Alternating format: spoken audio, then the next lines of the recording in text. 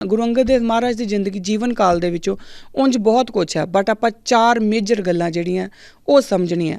ਪਹਿਲੀ, ਗੁਰੂ ਪਾਤਸ਼ਾਹ ਆਪਣੇ ਆਪ ਦੇ ਵਿੱਚ ਹੀ ਨਿਸ਼ਕਾਮ ਸੇਵਾ ਦੀ ਇੱਕ ਦ੍ਰਿੜ ਮੂਰਤ ਨੇ।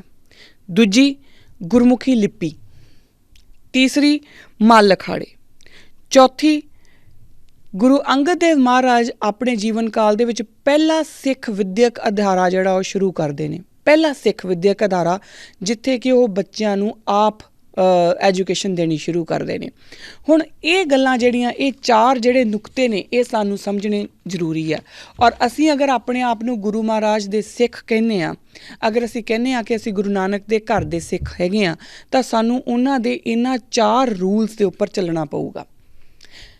ਇਹ ਨਹੀਂ ਹੋ ਸਕਦਾ ਕਿ ਅਸੀਂ ਆਪਣੇ ਆਪ ਨੂੰ ਕਹੀਏ ਕਿ ਮੈਂ ਗੁਰੂ ਮਹਾਰਾਜ ਦਾ ਸਿੱਖ ਤਾਂ ਹਾਂ, ਪਰ ਮੈਂ ਗੁਰਮੁਖੀ ਬੋਲਣੀ ਨਹੀਂ।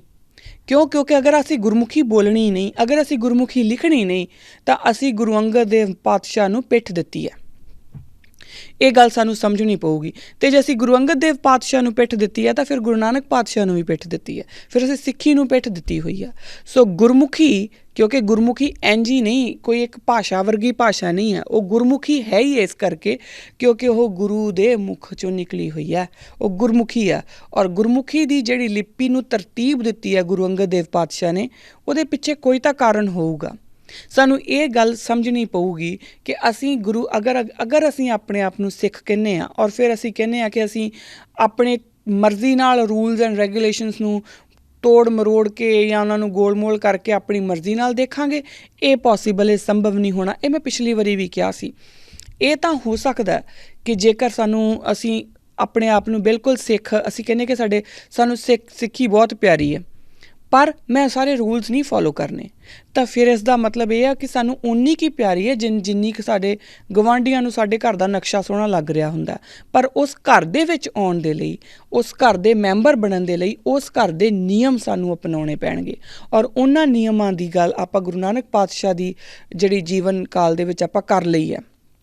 ਹੁਣ ਉਹਨਾਂ ਹੀ ਨਿਯਮਾਂ ਨੂੰ ਅੱਗੇ ਜਦੋਂ ਆਪਾਂ ਇਲੈਬੋਰੇਟ ਕਰਦੇ ਹਾਂ, ਇਹ ਬਿਲਕੁਲ ਇਸ ਤਰੀਕੇ ਨਾਲ ਸਮਝਿਆ ਜਾ ਸਕਦਾ ਕਿ ਜਿਸ ਤਰੀਕੇ ਨਾਲ ਇੱਕ ਓਅੰਕਾਰ ਦਾ ਵਿਸਥਾਰ ਜਿਹੜਾ ਹੈ ਉਹ ਮੂਲ ਮੰਤਰ ਹੈ, ਔਰ ਮੂਲ ਮੰਤਰ ਦਾ ਅੱਗੇ ਵਿਸਥਾਰ ਜਿਹੜਾ ਉਹ ਪੂਰੇ ਗੁਰੂ ਗ੍ਰੰਥ ਸਾਹਿਬ ਮਹਾਰਾਜ ਨੇ। ਬਿਲਕੁਲ ਉਸੇ ਤਰੀਕੇ ਨਾਲ ਗੁਰੂ ਨਾਨਕ ਪਾਤਸ਼ਾਹ ਦਾ ਜੀਵਨ ਕਾਲ ਜੋ ਹੈ ਉਹ ਧੁਰਾ ਹੈ, ਔਰ ਉਸ ਦਾ ਅੱਗੇ ਵਿਸਥਾਰ ਜਿਹੜਾ ਉਹ 10 ਗੁਰੂਆਂ ਦਾ ਜੀਵਨ ਹੈ। ਉਸ ਦਾ ਵਿਸਥਾਰ ਜਿਹੜਾ ਸਾਨੂੰ ਉਹਨਾਂ ਦੇ ਜੀਵਨ ਕਾਲ ਦੇ ਵਿੱਚੋਂ ਲੱਭਦਾ।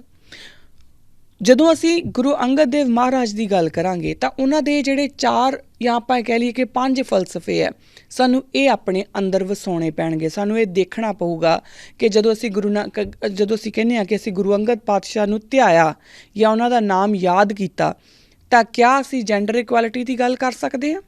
ਦੂਜਾ, ਕਿਆ ਸਾਨੂੰ ਸਿੱਖਾਂ ਦੇ ਨਾਲ ਰਿਲੇਟਡ ਕਿਸੇ ਤਰ੍ਹਾਂ ਦੀ ਵੀ ਕੋਈ ਜਿਹੜੀ ਵਾਰਸ਼ਿਪ ਦੀਆਂ ਜਿਹੜੀਆਂ ਚੀਜ਼ਾਂ ਨੇ, ਮੱਲ ਅਖਾੜੇ ਦੇ ਵਿੱਚੋਂ, ਮੱਲ ਅਖਾੜੇ ਦਾ ਮਤਲਬ ਸਿਰਫ ਜੋ ਸਿੱਖਾਂ ਦਾ ਇੱਕ ਫਿਜ਼ੀਕਲ ਫਿਟਨੈਸ ਵੱਲ ਨੂੰ ਜਿਹੜਾ ਸੀਗਾ ਉਹ ਹੈ ਕਿ ਆਪਾਂ ਉਹ ਕਰ ਰਹੇ ਹਾਂ।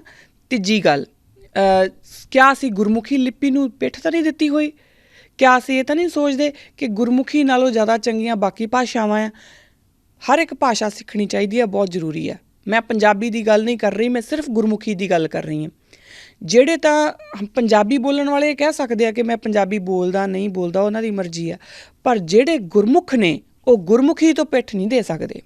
ਉਹ ਇਹ ਨਹੀਂ ਕਹਿ ਸਕਦੇ ਕਿ ਗੁਰਮੁਖੀ ਮੈਂ ਸੈਕਿੰਡ ਨੰਬਰ 'ਤੇ ਰੱਖੂੰਗਾ, ਪਹਿਲੇ ਨੰਬਰ 'ਤੇ ਕੁਛ ਹੋਰ ਰੱਖੂੰਗਾ। ਉਹ ਨਹੀਂ ਕਹਿ ਸਕਦੇ ਕਿਉਂਕਿ ਉਹਨਾਂ ਦੇ ਗੁਰੂ ਨੇ ਗੁਰਮੁਖੀ ਬਣਾਈ ਆ। ਸੋ ਕਿਆ ਆਪਾਂ ਉਹ ਤਾਂ ਨਹੀਂ ਕੀਤਾ ਹੋਇਆ? ਔਰ ਫਿਰ ਕਿਆ ਅਸੀਂ ਆਪਣੇ ਜਿਹੜੇ ਗਰੀਬ ਸਿੱਖ ਨੇ ਜਾਂ ਜਿਨ੍ਹਾਂ ਦੇ ਕੋਲ ਜਿਹੜੇ ਇਕਨੋਮਿਕਲੀ ਵੀਕਰ ਸਿੱਖ ਨੇ, ਕਿਆ ਅਸੀਂ ਉਹਨਾਂ ਦੇ ਬੱਚਿਆਂ ਤੱਕ ਵਿੱਦਿਆ ਪਹੁੰਚਾਉਣ ਦਾ ਕੋਈ ਹੀਲਾ ਕਰ ਰਹੇ ਹਾਂ? ਜਾਂ ਕਿਤੇ ਇਹ ਤਾਂ ਨਹੀਂ ਕਿ ਜੇ ਮੇਰੇ ਕੋਲ ਮੈਂ ਸਹਿੰਦੀ ਹਾਂ ਜਾਂ ਮੇਰੇ ਕੋਲ 4 ਪੈਸੇ ਹੈਗੇ ਆ ਔਰ ਮੈਂ ਕਰ ਸਕਦੀ ਹਾਂ, ਤਾਂ ਫਿਰ ਵੀ ਮੈਂ ਆਪਣੇ ਉਹਨਾਂ ਸਿੱਖਾਂ ਵੱਲ ਪਿੱਠ ਕਰਕੇ ਰੱਖੀ ਹੋਈ ਜੋ ਇਕਨੋਮਿਕਲੀ ਵੀਕਰ ਨੇ ਔਰ ਉਹਨਾਂ ਦੇ ਬੱਚਿਆਂ ਨੂੰ ਸਿੱਖਿਆ ਦਾ ਕੁਛ ਨਹੀਂ ਮਿਲ ਰਿਹਾ। ਜੇਕਰ ਮੈਂ ਇਹਨਾਂ ਵਿੱਚੋਂ ਕੋਈ ਵੀ ਇੱਕ ਪੁਆਇੰਟ ਦੇ ਉੱਤੇ ਖਰੀ ਨਹੀਂ ਉਤਰ ਰਹੀ ਨਾ, ਤਾਂ ਆਪਾਂ ਇਹ ਸਮਝ ਲਈਏ ਕਿ ਗੁਰੂ ਅੰਗਦ ਦੇਵ ਮਹਾਰਾਜ ਜੋ ਕਿ ਗੁਰੂ ਨਾਨਕ ਪਾਤਸ਼ਾਹੀ ਨੇ, ਉਹਨਾਂ ਨੂੰ ਅਸੀਂ ਆਪਣੀ ਪਿੱਠ ਦੇ ਚੁੱਕੇ ਹਾਂ।